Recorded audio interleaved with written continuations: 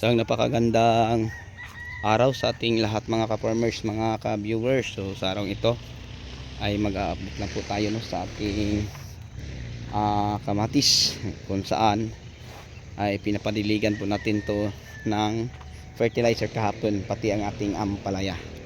So ito na po sila mga ka-farmers no, ang kalagayan nila ngayon. So may nag-comment sa ating ina-upload na video sa YouTube kahapon. Medyo daw ang mga talbos o dahon sa itong kamatis ay kulot. Okay ra ba yun? Ay ang sagot ko, yes po, dahil po sa init. So kung tingnan natin, ganyan no ang mga hitsura nila, dahil po yun sa sobrang init mga ka-farmers no. Parang ano ang mga dahon tulad ng ngayon no, napakaaga pa, pero tingnan nyo, sobrang sakit ang init. So di bali mga ka-farmers no, na medyo ano ang mga talbos. Ang dahilan po mga ka-farmers ay sobrang init, kaya nga ganyan sila. So di bali mga ka-farmers, kasi makakabunga din ng maayos din. Tapos ang ating ampalaya, medyo daw ano ang mga dahon. So sobrang init no, yan medyo maliit, pero may mga bunga na po ito mga ka-farmers. Tingnan nyo ang gilid, ang basa ang puno lang. So hindi problema, kasi alam ko na kahit napakainit, ito ay bumunga din ng maayos. So ang ating kamatis mga ka-farmers ay may mga bulaklak na po ito, pati ang ating ampalaya. Kahit makita man natin na ang dahon nila ay marang medyo kulot no, ng konti sa init po mga ka-farmers. Kasi alam nyo, tingnan nyo papakita ko nyo sa inyo, wala tayong makikitang ano, wala tayong makikitang clouds ganyan ka ano mga ka-farmers no, sa ating paligid wala tayong clouds na makikita. Yan, 2.5 buwan na walang ulan. Pero kahit ano to mga ka-farmers, kulang sa ano, pero yan maganda naman ang bunga. So mapalaki pa rin natin ito ng maayos, kasi ang bunga hindi masyadong marami. Hindi kagaya sa ating pinipitasan, tingnan natin kung lang bunga mga ka-farmers, 5,000 lang per kapuno. Sa pang-anim 1,002 kilos kapin, sa pang-7 1.8 kapin, sa pang-8 1.8 kapin. Ngayon sa pang-siya mga ka-farmers, share ko lang po sa inyo, may mga na-harvest na kami din yan, napakadaming bunga to sa ilalim mga ka-farmers. Hindi lang natin makikita, tingnan nyo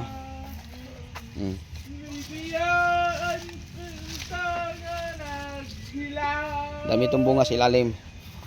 Tapos 3 linggo na po natin to hindi napapadiligan ng fertilizer, kasi sa sobrang mura po niya. So yan,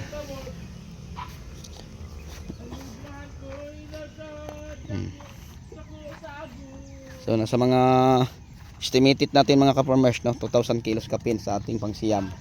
Then sa pang-10 mga ka-farmers, tingnan natin, pero marami pa din, kaya pa din 1 tonelada. So ito ang pinakamarami nating harvest ngayon no, nasa mga 2,000 kilos sa 5,000 lang po kapuno kapain. So yung 5,000 po natin kapuno mga ka-farmers ay nakakuha na tayo no ng 7,400.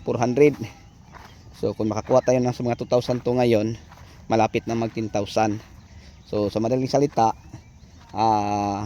sa pangsiyam na harvest mga ka-farmers, kung ating isusumada sa bawat puno ay nakakuha na po tayo no, na malapit na magtag 2 kilo. So ang estimate natin mga ka-farmers sa ating kamatis sa isang puno, dahil sobrang init, kaya siguro ang 3 kilo. So abot pa ito siguro, estimated natin hanggang sa mawala ang ating kamatis, kaya pa ang mga 15 tons no, sa ating 5,000 per kapuno. Pero pag maganda ang panahon, may ulan, may init, kaya mga farmer 5 kilos to 6 kilos. Sa na-experience ko dito sa ating location no, sa may Bawan, Batangas. Pero sa amin sa Mindanao mga ka-farmers, sobrang magbigay ng maraming bunga ang kamatis sa amin. So pinakamababa sa isang puno 6 kilos. Kadalasan mga ka-farmers 7 to 8 nasubukan ko noon. Pero dito ngayon hindi ko na parang panglima ko na tanim. Ang pinakataas ko din mga ka-farmers 3.5 hanggang 4 lang. Bihira na ang 5 kilos, no?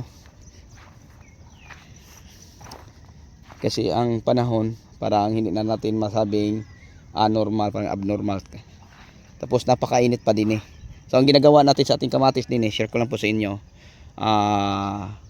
Ang pagdilig ng fertilizer pinapahinto na. Pero ang pag-apply ng mga foliar fertilizer pinagpatuloy kasi kahit ganito mga ka-farmers marami pa itong bunga. Tingnan nyo kung gaano pa kadaming bunga. Para mapalaki po siya, nag-spray po tayo ng mga foliar, no? Pero yung fertilizer wala na. So marami pa itong bunga sa ilalim mga ka-farmers. Hindi lang natin makikita dahil sa sobrang kapal po ng mga dahon. Yan. Daming bunga yan sa ilalim. Kaya nga ang 5.4 natin ngayon sa pangsiyam na harvest kaya ang 2 tonelada. So ngayon may na-harvest na kaming 1,001 kapin ka kilo. No? So ang big mga ka-farmers ay nasa 800 kilos. Tapos ang iba ay medium. So para maipapakita ko sa inyo, samahan niyo ako para ipapasilip ko, no? Daming bunga sa ilalim mo. Yan. Lang sa ilalim, nakatago.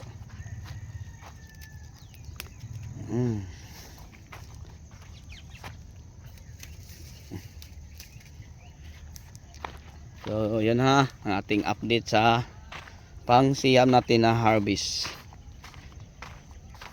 Tapos yun ang ating inasahan na ito ang pinakamarami sa ating harvest. So yun lang ang ma-update ko siguro sa inyo.